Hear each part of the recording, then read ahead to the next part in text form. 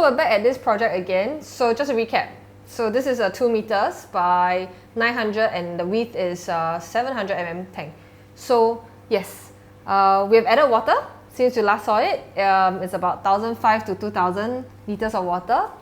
We brought the water all the way down from the top to this basement, and we filled it up with sand, rocks, and some corals and 2 fishes right now.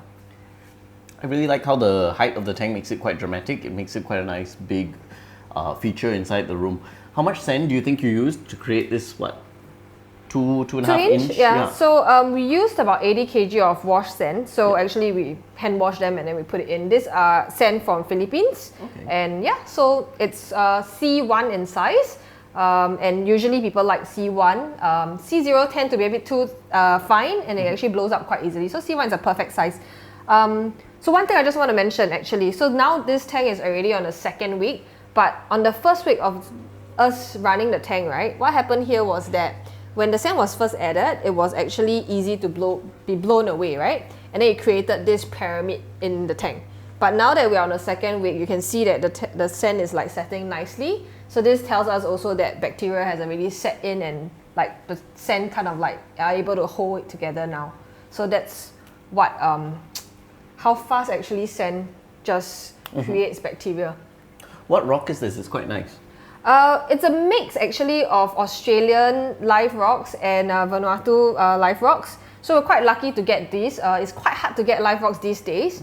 But when we say live rocks, we mean that we import them in, we keep them dry, and then we seed them into the tank again. So in case people think that live rocks comes with pests, so this is not the case. So actually it gives it really nice like flat pieces like that and the larger ones to create the bottom section.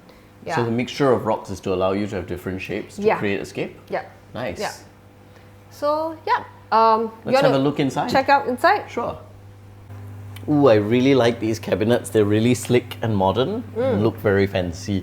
So did you guys do these as well? No, this is actually done by the customer's ID. Nice. So he engaged his own ID to do up his house, and then we just work together to put the tank and the cabinets together. Nice. Yeah, so this is like, we suggested that they should have like good ventilation so that the air can flow nicely. Of course. So their ID actually designed this design. Nice. Do you guys often have to integrate with people's IDs or architects to construct tanks and new builds like this? Yeah, we do. So it's actually better so that the house workmanship is in line. I prefer that. But of course, we have our own like carpenter as well if you don't have yours. So yeah, it integrates into the house nicely. Very nice. Yeah. Can you tell me a bit about the lights? These are something different. Okay, so there is a little change actually in the design of the light. So this lights is actually the Philips Coral Care, and they should be able to power for two sets should be able to power for this 2 meter tank.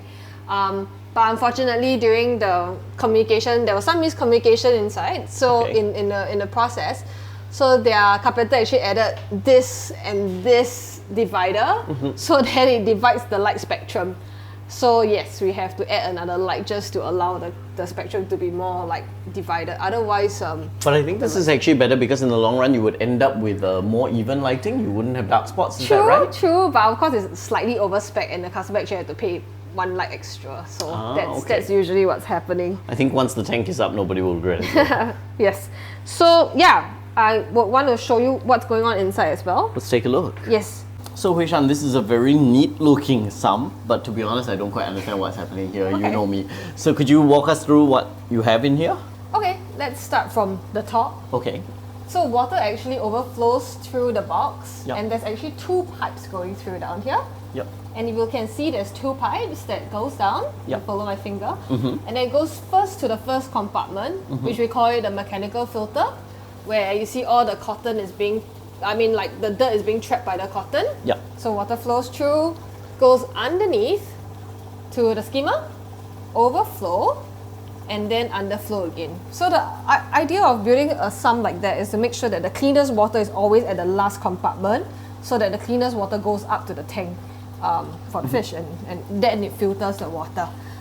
So yeah, we've used... I see at each section before it goes into the biomedia, which is where the bacteria are, you've actually got a mechanical just before that to ensure it remains nice and clean and not clogging up the bacteria holes.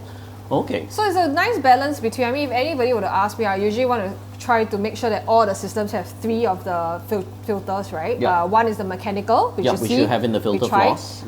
Then we have the bacteria, which is where the biological is, and then the chemical, which is the maintenance and all that. Yeah. But by and large, I try to like put some UVs. Yeah.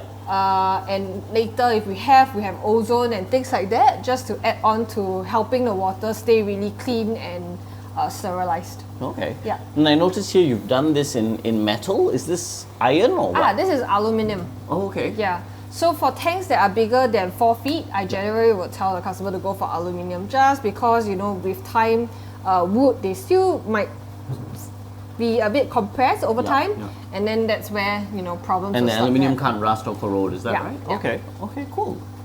That's great. So what kind of maintenance does somebody have to do with a tank like this in terms of the client if they don't want to get a professional in to maintain the tank? You want to do most of the maintenance yourself, just like we do at home. Yeah. What would the maintenance be? Okay, if you realize, right, we start from how we built the Sump. Yep.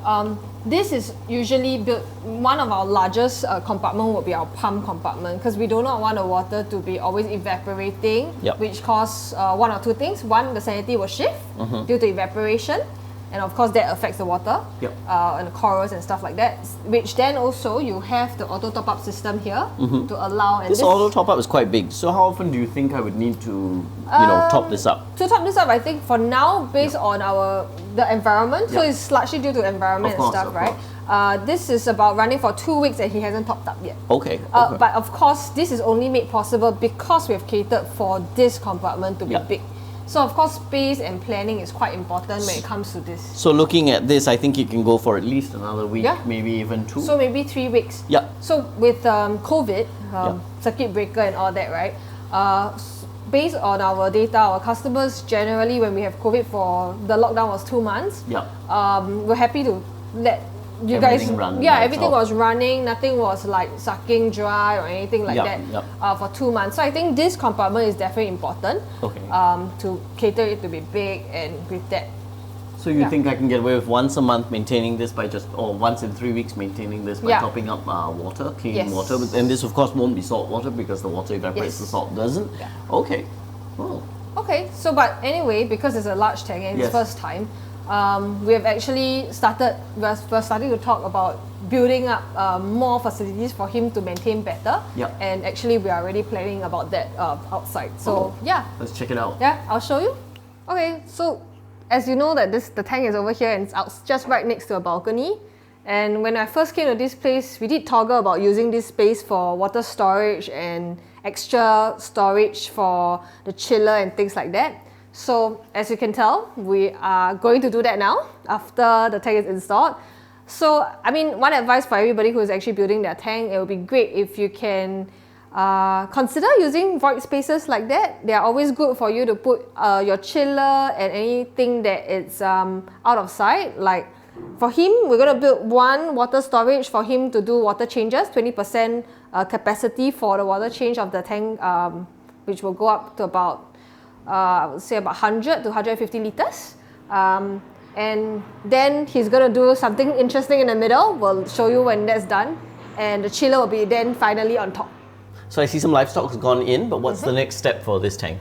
So actually he's already ordered all his fishes and corals that's sitting in our store right now under quarantine. Nice. So now we are about 2 weeks away from Chinese New Year. So I'm really excited to start loading his tank up when everything is all stable. Of course, we have some diatoms issue, which is really normal during the cycling period.